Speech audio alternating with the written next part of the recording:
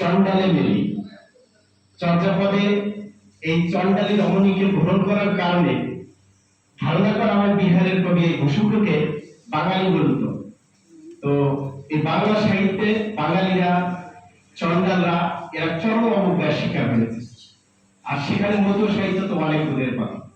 আমি বিশ্বাস করি করোনাকালীন সংকটে ৭১ সদস্য বিশিষ্ট ভারত বাংলাদেশের কবি সাহিত্যিকদের নিয়ে যে সৃষ্ট সংগঠন তৈরি হয়েছিল, এই সংগঠনের হাত ধরেই এই মধ্য সাহিত্য একদিন বৈষ্ণব সাহিত্য, শ্রীকৃষ্ণ কীর্তন, মনসামঙ্গলের মতো ধর্মভিত্তিক যে সাহিত্য রয়েছে তার পাশাপাশি এই মধ্য সাহিত্য একদিন স্থান পাবে। আজকে যে সকল মধ্য নক্ষত্ররা এখানে প্রশিক্ষণ দিলেন তাদের সম্পর্কে আমি একটু মূল্যায়ন করবো, যেহেতু তাদের অনেক কথা আমি জানি। আমরা এই ২১ সালের পরে করোনাকালীন সংকটে আমরা এই হরিচাঁদ ঠাকুরের জীবনী পাঠ্যপুস্তকে সংশোধন করার জন্য তৎকালীন জাতীয় পাঠ্যপুস্তক বোর্ডের প্রধান সম্পাদক ছিলেন ডক্টর সন্তোষ কুমার ধানী। আমরা বসিম স্যারের নেতৃত্বে আমরা সবাই নিয়ে এই সংশোধনীটা সেখানে দিয়েছিলাম এই মধ্য সাহিত্য সমাজের নেতৃত্বে, এবং সেখানে সংশোধিত হয়েছিল। ডক্টর তপন বাগচি তিনি বারবার কথা বলতেছিলেন যে অশ্বিনী এত সুন্দর গান গায়, তাকে পেয়ে মধ্যরা নিজের করে নিয়েছে এবং তার কারণে গর্বিত হচ্ছে। তো আমিও মনে করি যে মধ্যদের আমাদের মানসিকতা একটু সংকীর্ণ, আপনাকেও আমরা এই মধ্য সাহিত্য অন্তর্ভুক্ত করে বাংলা একাডেমির পরিচালক হিসেবে আমরাও গর্বিত।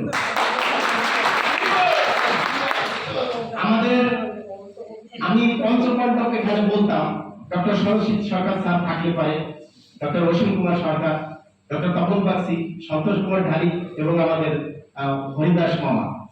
এই যে পঞ্চপাণ্ডব, আমি বিশ্বাস করি এরা যদি এই মধ্য সাহিত্যকে নিয়ে ভাবে, এবং পরবর্তীতে আমার ডক্টর সমীর বিশ্বাস স্যারের সম্পর্কে যারা ধারণা নেই, উনিও এই যে গুরুচাঁদ সারগুপ্তের মতন অনেক ঘৃণাউন গ্রন্থের সম্পাদক, তার ভিতরে অনেক বেশি ক্যালিবারিটি আছে।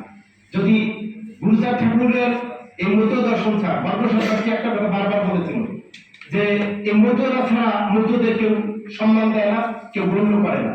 আমি মনে প্রাণে বিশ্বাস করি এই মধ্য সাহিত্য সমাজ, আপনাদের যারা গুণীজন, আমাদের প্রথম স্ত্রী দাদা এসেছেন, আপনারা যদি এখানে আসেন সেই রকম সম্মান পাবেন, এবং এই মধ্য দর্শনের মাধ্যমে আপনারা সারা জীবন স্মরণীয় হয়ে থাকবেন, এটুকু আমি মনে প্রাণে বিশ্বাস করি। আজকে অ্যাডভোকেট মিন্টু কুমার মন্ডল দাদা এবং মহাসচিব শশাঙ্ক কর, তারা এই মধ্য সাহিত্য সমাজে আমাদের কিছু সাংগঠনিক বিষয় আছে, যেটা হচ্ছে আমরা একটা সম্মেলন তৈরি করা, এরকম কর্মশালা, এবং সারা বাংলাদেশে সকল মধ্যদের ছবি, তাদের বায়োডাটা নিয়ে একটা গ্রন্থ রচনা করা, যার মাধ্যমে মধ্য আরেকজন মধ্যকে আমরা চিনতে পারি। আমি বিশ্বাস করি গীতাঞ্জলি সেখানে মূল প্রতিপাদ্য হচ্ছে মানবতার মাধ্যমে ঈশ্বরকে পাওয়া।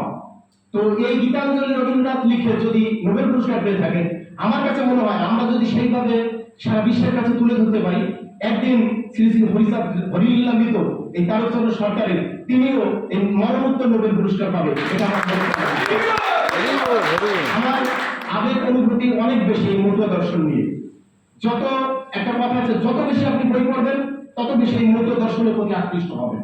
পরবর্তী যে জেনারেশন, আমাদের পূর্ণব্রহ্ম শ্রী শ্রী হরিচাঁদ মন্দিরের সুযোগ্য সভাপতি, আন্তর্জাতিক মানের বক্তা, আমাদের অ্যাডভোকেট মিন্টু কুমার মন্ডল দাদা আছেন, শশাঙ্ক কর, হিরণময়, এরপরে নির্বেন্দা, উৎপল দত্ত, মানে গণমুক্তির সম্পাদক, আমাদের মুক্তির সম্পাদক। তো আমাদের এই যে সম্মিলিত একটি টিম, মতুয়া দর্শন প্রচার টিম, এই টিমটা যদি একত্রিত হয়, আগামীতে আরো বেশি আমরা এর চেয়ে ভালো প্রেজেন্টেশন করতে পারবো। আমি শেষে একটা কথা বলে যেতে চাই, সক্রেটিস বলেছিলেন নো দাইসেলফ। আপনারা আজকে যারা কর্মসূচি, এই কর্মশালা দেখে নিজের বিবেকের কাছে প্রশ্ন করেন যে আসলে আমি কি জানি, আর এখানে এসে আমার আরো কত জানার আশা আছে, বা আমি কত লেকিংস আছি, আমরা এক লাইন ঠিকভাবে বলতে পারি না। সুতরাং এই কর্মশালার মাধ্যমে আমাদের চণ্ডালত্ব মোচন করেছেন গুরুচাঁদ, এই মধ্য সাহিত্য সমাজের হাত ধরে এদের আরেক ধাপ ও আভিজাত্য সাহিত্যের দিকে চলে যাবে, এই আশাবাদ ব্যক্ত করে আমি শেষ করছি।